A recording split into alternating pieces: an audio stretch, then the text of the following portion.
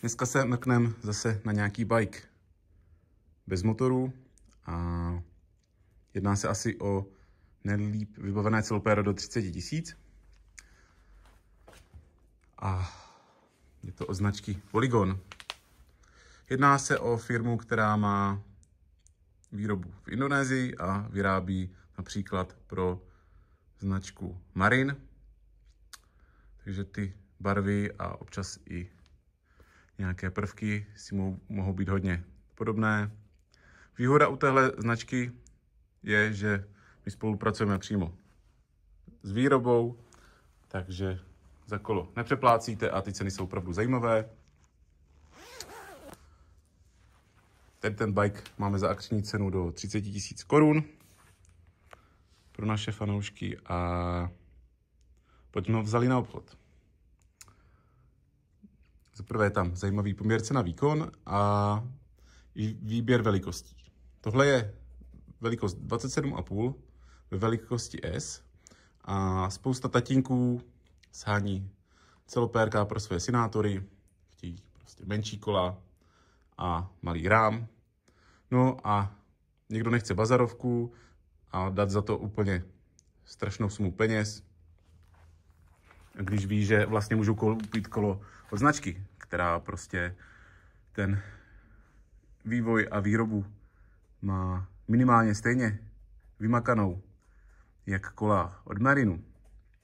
Tak proč by kupoval kolo za 50 000 nebo za 40, když může koupit kolo za 30 a tu splní svoji službu. Tady mám model Siskiyou D6 a tady je vlastně všechno, co by člověk mohl potřebovat. Nejsou tady žádné jako výstřelky, nějaké úplně ultradrahé komponenty, ale nic tu ani nechybí a ten rám je za mě kvalitní.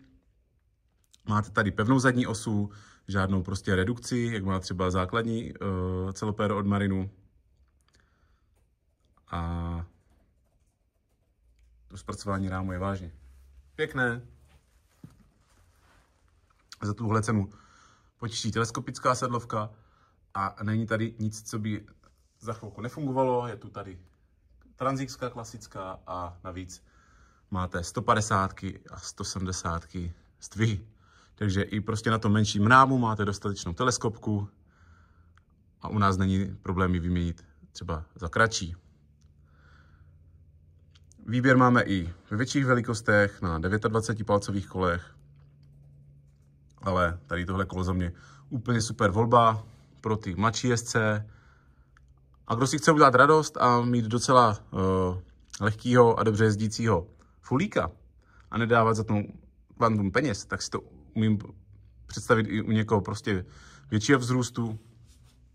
Kdo chce si splnit sen, pořídit si celopérko, ale zase nechce za to dávat kvantum peněz. A tady je opravdu super bike do 30 000. Aktuálně u nás v akci, jak už jsem říkal, zadní boostová osa, přední taktéž boostová. Turbulence ready rávky. Pláště jsou dušové, takže tady si musíte trochu potunit kolo, když byste chtěli mít bez duše. Ale vzhledem k zdvihu toho kola, který nazve nějakých 120 mm, tak si myslím, že tohle bude prostě entry level bike pro lidi, kteří chtějí co nejlepší kolo za své penízky a nechtějí dělat kompromis v kvalitě. Nebo i značce. Ten Polygon je opravdu špičková značka, proto jsme se rozhodli s nima navázat spolupráci a kupujete kolo vlastně od nás bez žádných příplatků pro nějakého dovozce. V Česku vlastně funguje nějakým způsobem podpora, propagace, ale není to klasický dovozce, který by si určoval ceny a nějakou obří marži pro sebe. Takže zase snažíme se tam tu cenu dát co nejzajímavější a trošku tady vám ukázat, že se dá koupit zajímavý kolo od zajímavé značky, kterou nekoupíte úplně všude. A prostě je to o tom prodejci.